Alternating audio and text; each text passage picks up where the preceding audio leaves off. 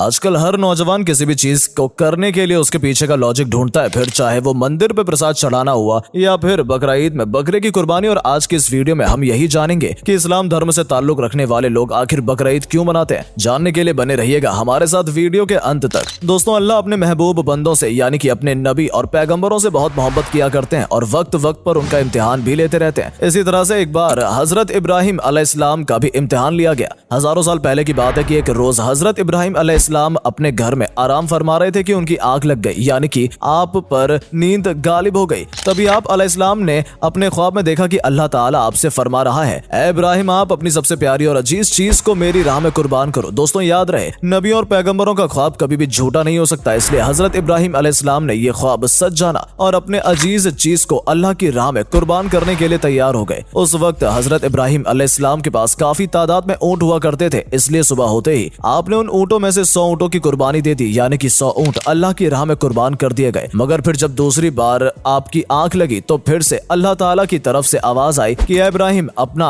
सबसे प्यारी और सबसे अजीज चीज को मेरी राह में कुर्बान करो। तो इसलिए फिर दूसरे दिन हजरत इब्राहिम अलैहिस्सलाम ने 200 ऊंटों की कुर्बानी दे दी, यानी 200 ऊंट अल्लाह की राह में कुर्बान कर दिए। मगर फिर तीसरी रात जैसे ही आपकी आंख लगी, अल्लाह ताला की तरफ से फिर से आवाज आई वही, इब्राहिम, आप अपनी सबसे प्यारी और सबसे अजीज चीज को मेरी राह में कुर्बान करो। यह सुनकर आप अलैहिस्सलाम सोचने लगे कि मेरे लिए सबसे प्यारी और सबसे अजीज चीज तो मेरा बेटा इस्माइल है। आप सोचने लगे क्या कि अल्लाह ताला कहीं ये तो नहीं देखना चाह रहा कि मैं सबसे ज्यादा प्यार अपने फर्जंद यानी कि अपने बेटे इस्माइल को करता हूँ या फिर अपने खलीके हकीकी से करता हूँ। दोस्तों, हम आपको बता दें कि हजरत इब्राहिम अलैहिस्सलाम और हजरत हाजरा का सिर्फ एक ही बेटा था और वो भी काफी दुआ और मन्नत करने के बाद भी अल्लाह ताला ने आपको बुढ़ापे की उम्र में अदा किया था। इसलिए हजरत इब्राहिम और हजरत हाजरा अपने बेटे इस्माइल से बहुत प्यार किया करते थे। मगर जैसे आप अलैहिस्सलाम ने अल्लाह का यह हुक्म सुना तो आपने ये इरादा कर लिया कि वो अपने सबसे अजीज चीज और सबसे प्यारे बेटे इस्माइल को अल्लाह की राह में कुर्बान कर देंगे। इसलिए फिर दूसरे दिन हजरत इब्राहिम अलैहिस्सलाम ने अपने बीवी हजरत हाजरा से कहा कि ऐ हाजरा, अपने बेटे को गुस्ल कराओ, नए नए कपड़े पहनाओ और खुशबू लगाकर बिल्कुल दूल्हे की तरह तैयार कर दो। आज हम अपने एक दोस्त के घर पर दावत पर जा रहे हैं। ये सुनकर आपकी बीवी भी जी हाँ जरा खुशी खुशी हजरत हाजरा बहुत ही ज्यादा खुश हुए और खुशी खुशी अपने बेटे हजरत इस्माइल को तैयार कर दिया। फिर जब हजरत इब्राहिम अलैहिस्सलाम अपने प्यारे बेटे इस्माइल को लेकर फिलिस्तीन के मक्का की तरफ रवाना होने लगे, तब आपके घर में एक शैतान दाखिल हुआ और वो आपकी बीवी हजरत हाजरा से कहने लगा, ऐ हाजरा, क्या तुम्हें पता है कि तुम्हारे प्यारे बेटे को कहाँ पर ले जाया जा रहा है? तुम्हारे बेटे को तुम्हारे शौहर किसी दोस्त के घर दावत पर नहीं ले जा रहे हैं, बल्कि तुम्हारे प्यारे बेटे इस्माइल को कुर्बानी करने के लिए ले जाया जा रहा है, यानी कि मारने के लिए ले जाया जा रहा है। ये सुनकर हजरत हाजरा ने कहा कि मैं अपने इब्राहिम को अच्छे से जानती हूँ, भला एक बाप अपने बेटे को क्यों मारेगा? तो ये सुनकर शैतान ने कहा कि तुम्हारे शौहर इब्राहिम ने ख्वाब देखा था जिसमें अल्लाह ने तुम्हारे प्यारे बेटे इस्माइल की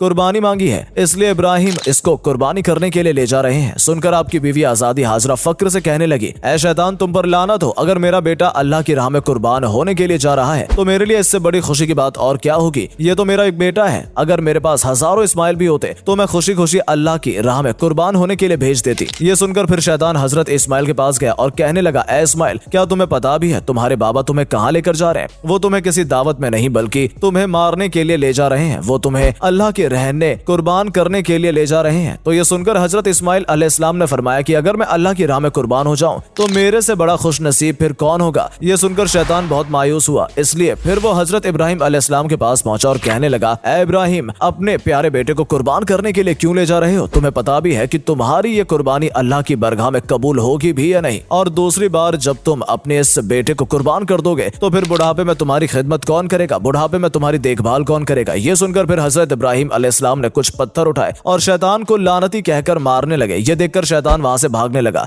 दोस्तों, कहा जाता है कि तभी से मक्का में हज के दौरान शैतान को पत्थर मारा जाना शुरू हुआ। इसी वजह से हज के दौरान शैतान को पत्थर मारा जाता है। फिर हजरत इब्राहिम अलैहिस्सलाम अपने बेटे को साथ लेकर वहां से चल दिए और आगे बढ़ने लगे। थोड़ी दूर जाने के बाद आपने अपने बेटे से फरमाया, ऐ इस्लाम, क्या तुम्हें पता भी है कि हम आपको अल्लाह की राह में कुर्बानी के लिए लेकर जा रहे हैं? तो ये सुनकर आपका बेटा हजरत इस्माइल अलैहिस्सलाम कहने लगे, बाबा जान, इससे बेहतर तो मेरे लिए और क्या ही हो सकता है? मुझे अल्लाह की राह में अल्लाह के लिए एक नबी मेरे को कुर्बान करने के लिए ले जा रहे हैं, लेकिन बाबा मेरी एक इल्तिजा है, जब आप मेरा गला काटोगे तो आप वो देख नहीं पाओगे, इसलिए पहले आप आम रस्सी से मेरा हाथ और पाँव को अच्छी तरह से बांध लीजिए और मैं चाहता हूँ कि आप भी अपनी आंखों पर पट्टी बांध लें ताकि आपको मेरे गले पर छुरी चलाते वक्त तरस ना आ जाए। बस फिर क्या था, हजरत इब्राहिम अलैहिस्सलाम ने अपने प्यारे बेटे इस्माइल के हाथ और पाँव बांधे और अपनी आंखों पर पट्टी बांध ली और फिर अपने हाथों में एक छुरी लेकर आसमान की तरफ देखा और कहने लगे, ऐ अल्लाह, अगर आप मुझे 1000 इस्माइल भी दे देते तो मैं खुशी खुशी के साथ मैं उन सबको आपकी राह में कुर्बान कर देता। ये कहकर आप वो छोरी से अपने बेटे इस्माइल की गर्दन पर चलाने लगे। तो इतने में अल्लाह ताला ने फरमाया, जिब्राइल जल्दी से जाओ,